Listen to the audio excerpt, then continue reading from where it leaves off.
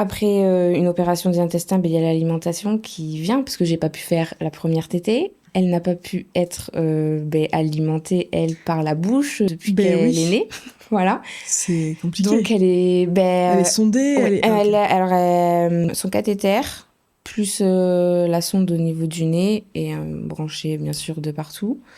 Et donc là, on m'explique simplement qu'on va juste rester quelques temps, le temps qu'elle elle accepte la nourriture par la bouche. Et il faut en fait la stimuler au niveau de la bouche parce qu'elle sait pas... Elle n'a pas cherché le sein, rien. Donc elle sait pas elle n'a pas la succion, elle connaît pas ce que c'est.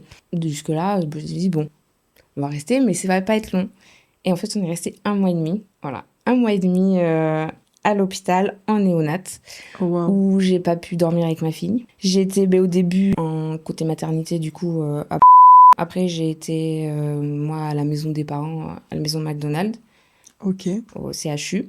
Et Casey est resté en néonat pendant 1 mois et demi, et moi, je pouvais pas... Alors voilà, parce que moi, c'est une question de maman, du coup, là, que j'ai. J'ai jamais passé une nuit, pour l'instant, mon fils a 21 mois, sans lui. Ça, ouais. Et en fait, ça, c'était ma plus grande peur, que si j'avais un enfant prématuré ou quoi, même avant d'avoir un enfant, de devoir être séparée de lui.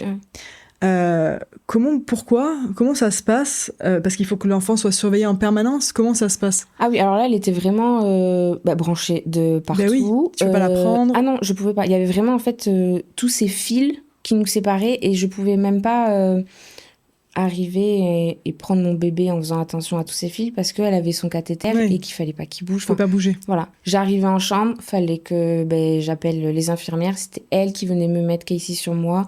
Quand il fallait que j'ai un tout petit moment pour moi, c'était elle qu'il fallait qu'il la remette dans le lit. Enfin, tout passait par les infirmières et moi, j'étais pas autonome. Donc, c'est pour ça que j'en reviens au fait que j'ai réalisé très longtemps, longtemps après, du moins, que j'étais maman.